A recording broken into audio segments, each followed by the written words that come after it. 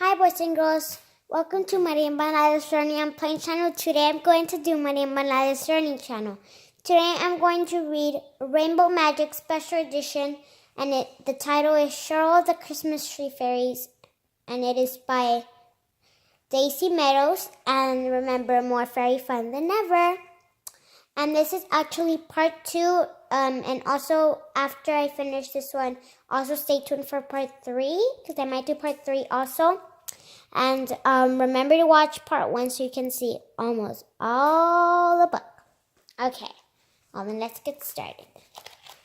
I left on this page, I think it was on page 59 because it doesn't say right here. Let's start. The dog sped over the snowy ground past pine trees, grazing reindeer, and cozy log cabins. The sled was going so fast that the cold wind took the girl's breath away, and no one could speak a word. But Kirsty and Rachel smiled at each other, their eyes sparkling. The ride was over much too soon. The huskies slowed down as they arrived in Santa's village, and the sled stopped outside a very large building. It was decorated with colored lights and had an arched sign over the door. It says right here, let me put it more closer better. It says Santa's Workshop. Right there. Hope you can see it. Okay. The girls and their parents jumped out of the sled and made sure to say thank you to the guide and the dogs. Then Mr. Tate looked at his watch. Why don't you girls take a look inside Santa's workshop while we wander around the gift shop, he said. Then we can go for a reindeer ride. Rachel and Kirsty nodded and ran up to the door of Santa's workshop. A man dressed as an elf opened the door for them. He was wearing a bright green outfit with red trim.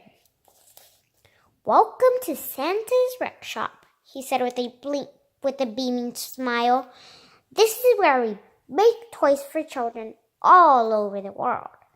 We're especially proud of the beautiful wooden toys that our carpenters make. The girls stepped through the door and stopped in astonishment. The workshop seemed much, much bigger on the inside. Huge machines whirred all around them, letting out long whistles and shooting colored sparks into air. Dozens of people dressed as elves rushed around busily. Go ahead, said the man who was holding the door for them. Just follow the silver arrows painted on the floor. You might even see Santa if you're lucky.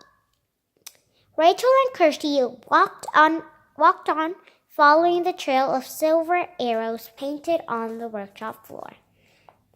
They came to a long table where several carpenters were sitting in a row. Each one was concentrating hard on the toy he or she was making. Farther down the line, more people dressed as elves were painting wooden toys with bright colors.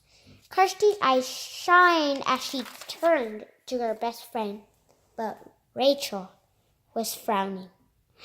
What's wrong? Asked Kirsty. Rachel pointed under the table to where two very small elves were crouching. They were tying some of the carpenter's shoelaces together. Those naughty elves, Kirsty exclaimed. She couldn't believe her eyes. What were they thinking? Those aren't elves, said Rachel, as the troublemakers turned to each other, showing long green noses. They're goblins! That is so bad. What are they going to do? Our next chapter is Cheryl to the rescue. Oh no, cried Kirsty. What are they doing here? At that moment, a large machine beside them gave a loud whistle.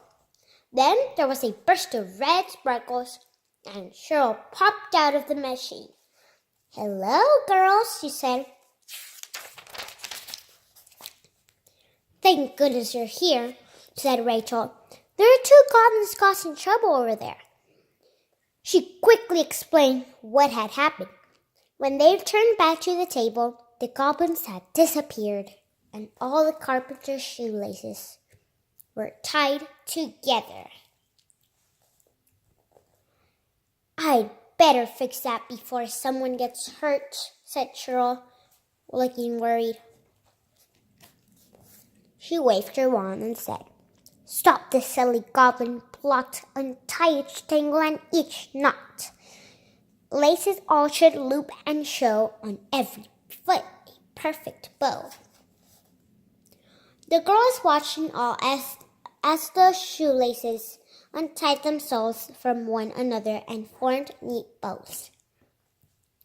"I can't believe the goblins are here," said Rachel.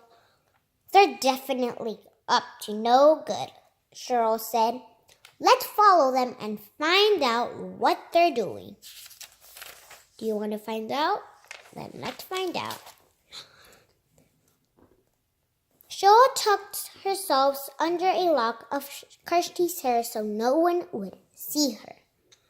Then the girls followed the silver arrows deeper into the workshop, looking left and right for the goblins. "Over there!" Kirsty exclaimed. Two figures in green uniforms were kneeling down in front of a blue and red machine, peering into the engine. One of them was holding a wrench, and the other one had a hammer. "We have to stop them," cried Rachel. "They're going to break the machine." The girls dashed across and pulled the figures away from the machine. But to their horror, they saw two surprised human faces staring at them. So it looked like they were the goblins. "Oh,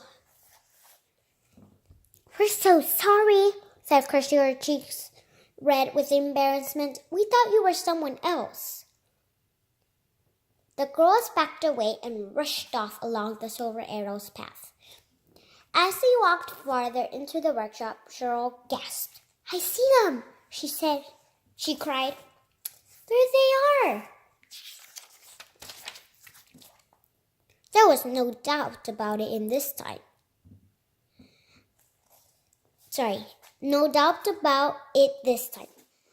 The girls could see the goblins' green faces.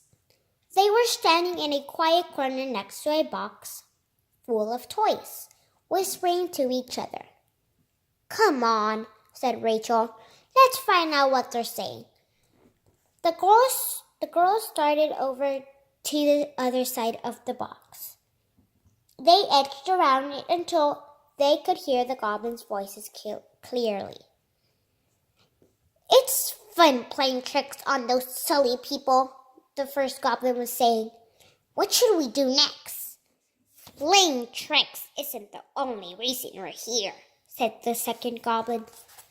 "Look what I have." He lifted his elf hat and the girls gasped. Underneath the hat was something purple and shiny. "The Christmas star!" Cheryl gasped. "What are you doing with that?" asked the first goblin, his eyes almost popping out of his head. Uh-oh, are they going to fight or not? Let's see. "Jack Frost is too mean to find a decent start for a tree," said the second goblin. "This one's terrible." "What's wrong with it?" asked the first goblin. "It's too small," grumbled the second goblin. "I want an enormous star for our tree. And no bet there's a better one here. They make all sorts of spray things in this place. I stole the star from Jack Frost so that we can swap it." "Oh my goodness," whispered Kirsty, her eyes wide. "The goblins don't know that the star has magical powers." Now the star is going to be here in the store? And then maybe one of the carpenters or somebody can sell it? And then they're going to give it to someone? Uh-oh. And The ones who are going to sell it don't even know that they have magical powers. Ugh. Our next chapter is Find Those Goblins. The girls stared at one another in astonishment. How are you going to get the star back? Asked Cheryl. I've got a plan, said Rachel, her eyes shining. The goblins are here to replace that star with something bigger. If we can find something they like, we might be able to convince them to trade. I can make a star decoration that they'll love, said Cheryl, tapping her wand thoughtfully against her cheek. It will have to be something big and colorful to place the goblins. Good idea, said Kirsty. But first, we have to find them. She pointed to where the goblins had been standing. They had disappeared again. I wish they'd stop doing that, said Rachel. Come on, let's go find them. The girls hurried through the workshop. They peered around machines, under tables, and inside crates of toys. They looked closely at all the workers they passed, and even checked the kitchen at the back of the workshop. But there was no sign of the goblins. Did they go out the store? They didn't. Let's see. Suddenly, they heard someone yell. What do you think you're doing? The girls looked at each other in excitement. I bet that's the goblins causing mischief, Kirsty exclaimed. Quick, let's find out what's going on. They ran over to where the shout had come from. A few people in elf outfits were standing in a huddle, hands on their hips. Above their heads hung a sign that read, Testing Area. Each of them was wearing a badge that said, Toy Tester. Rachel and Kirsty peeked over their shoulders. We've got an E here. Remember to write in your paper. One of the goblins was sitting on a wooden tricycle that was much too small for him. He was pedaling around in circles. There was a long piece of string attached to the back of the tricycle, which had wooden dolls, wooden blocks, and a toy train tied to it. The toys were crashing and bouncing along behind the tricycle, and the goblin giggled as he pedaled faster and faster. Stop! Cried the toy testers. You're breaking the toys! The second goblin was waving a bat around in one hand and throwing tennis balls into the air with the other. None of the elves could get near him. Whee! He shouted. He whacked a tennis ball with the bat. It soared into the air, hit the ceiling, and bounced off the head of one of the toy testers. Ouch! He cried, rubbing his head. Here's one goblin, and here's the other. And the other people are having trouble with them. Let's see what happens. We have to stop them, Rachel exclaimed. She rushed forward and stepped on the string that was trailing from the back of the tricycle. She dug her heel into the ground. The goblin gave a jump of anger and toppled off as the tricycle screeched to a stop. You horrible girl, he squealed, leaping to his feet and hopping up and down in a fury. You ruined my fun. We just want to talk to you, Rachel began. But the goblin darted behind a table piled high with toys and disappeared. Meanwhile, Kirsty had run toward the other goblin. Stop hitting those tennis balls, she pleaded. Sorry, guys, I get so confused. You'll hurt someone. You're hurt. The goblin stuck out his tongue and made a face. Then he threw down the bat and raced after his companion.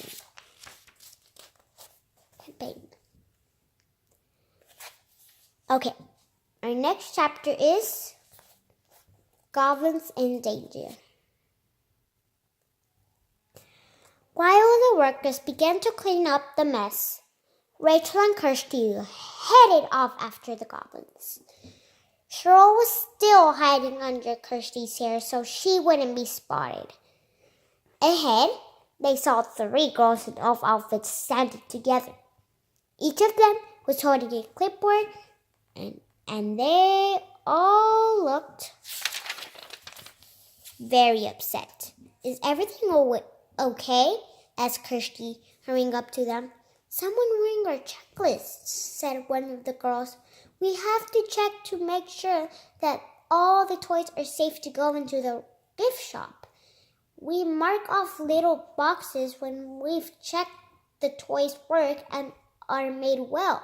But someone has put marks in all of the boxes in our sheets. We can't tell which are real and which aren't. So we'll have to start from scratch."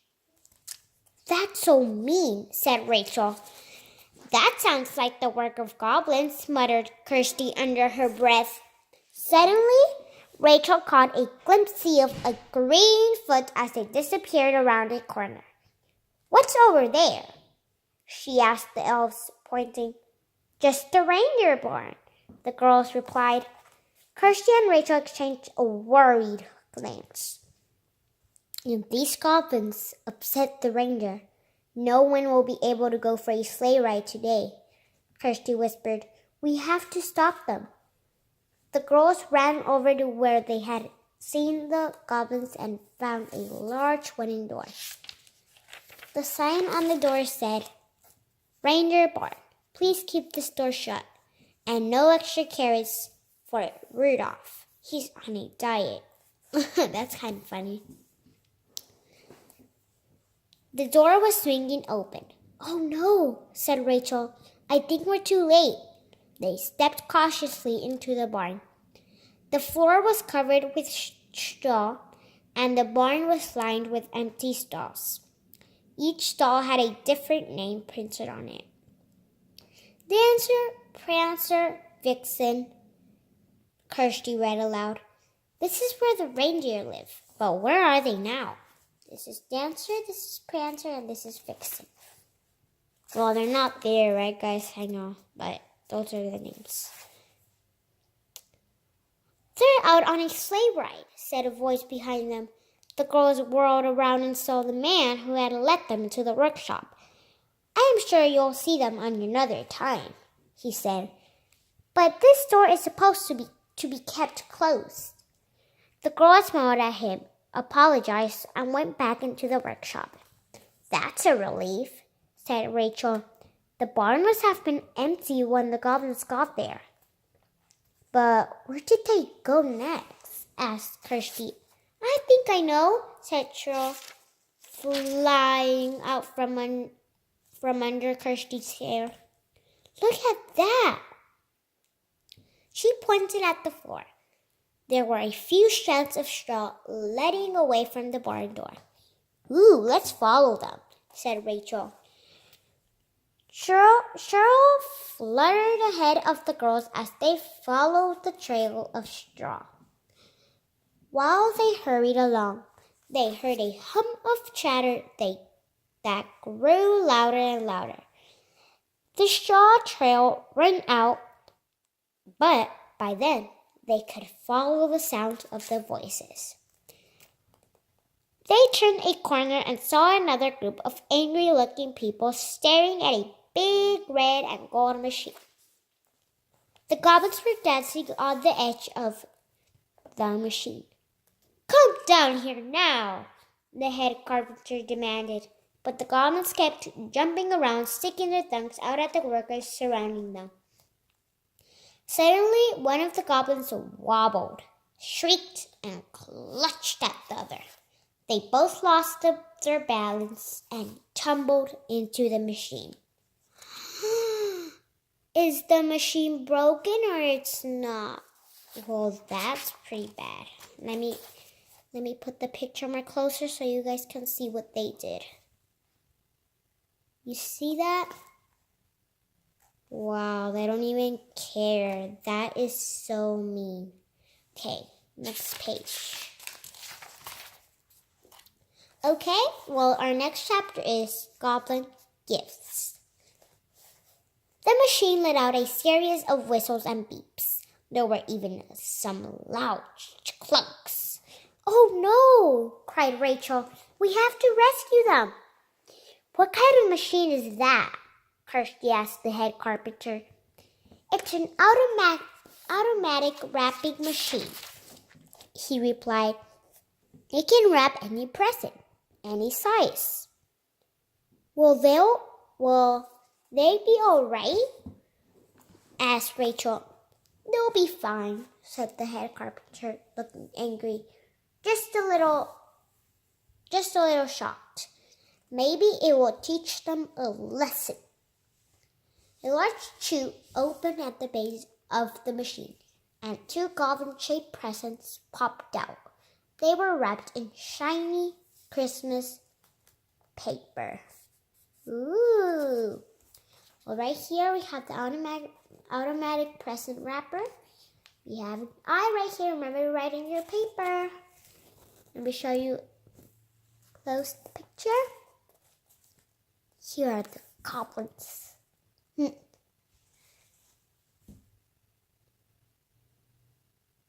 Okay.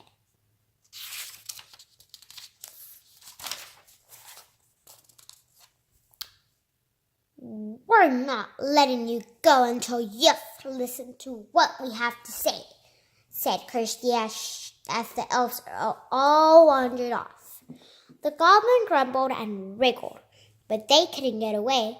Rachel and Kirsty kneeled down in front of them, and Cheryl fluttered onto Rachel's knee. I should have known, muttered the first goblin when he saw her. Pesky fairies. Listen, said Rachel, we want to help you. We overheard you saying that you want a bigger decoration for the top of your tree. Cheryl will make one for you, if you'll swap your star for it. The goblins narrowed their eyes suspiciously. Why would you do that? Asked the second goblin. Because we like your star, said Kirsty truthfully. And it's Christmas. People are supposed to be extra nice to one another at Christmas time. I could make you the very best tree decoration you've ever seen, said Cheryl. The goblins looked at each other and nodded. All right, they said. Show us. Rachel and Kirsty tore away the rest of the wrapping paper, while Cheryl waved her wand. Golden fairy dust streamed from the tip of her wand and zigzagged into the shape of a large gold star. Red, blue, and yellow jewels sparkled in the center. It hung in the air in front of the goblins, and their mouths fell open in wonder. Well, said Rachel, holding her breath. Looks like they're being nice to each other. Well, that's good. It's the most beautiful decoration I've ever seen, cried the first goblin. The second goblin lifted his hat, took out the magic Christmas star, and handed it to Cheryl. She waved her wand again and returned the Christmas star to its fairy size. I don't know how to thank you, girls, she said, smiling at Rachel and Kirsty. Just return the star to the magic Christmas tree, said Kirsty. Then everyone will start feeling helpful and kind. And that's what Christmas is all about, Cheryl said. She blew them a kiss and disappeared in a flurry of fairy dust. Moments later, the girls felt a warm glow all around them. It gave them a wonderful, happy feeling. They just wanted to smile at everyone. That must mean that the magic Christmas star is back where it belongs, said Rachel. Nearby, the first goblin tucked the huge star under his arm and rubbed his hands together. Time to go back to the ice castle, he said. Wait a minute, said the second goblin. Maybe we should stay here and help the elves clean up. Oh, the first goblin said. You're right. We did make an awfully big mess. Rachel and Kirsty watched in amazement as the goblins hurried off to help the elves. Wait, I think Cheryl made a spell for the two goblins can help the elves clean every mess that they did. Wow. Cheryl is the best, right, guys? Well, said Kirsty, finding her voice at last, I guess the magic Christmas star must have affected at the goblins too. Ooh, now looks like the star is going to affect the goblins. Be nice. Well, that's good. And that's what I call powerful magic, Rachel said, giggling. Well, guys, we finished part 2, but I'm just gonna read some of the beginning at the part 3. The Christmas gift. That's the last thing that Rachel, Kirsty, and Cheryl have to find. And these are the contents. There you go. I'm going to put them more closer so you can see. There you go. See? Okay. So now, the first chapter for part 3 is going to be called News from Fairyland. Wow, I'm excited to read it. And we're going to leave on 107. Remember, remind me. Okay. Well, guys, I hope you like Rainbow Magic Special Edition, Cheryl the Christmas Tree Fairy by Daisy Meadows, and more fun. Remember, more fairy fun than ever. Well, also stay tuned for part 3 if you want to see all the book. Well, I do because I'm so excited for the news from Fairyland. Well, bye, everybody. Bye. Stay tuned for part 3. Bye.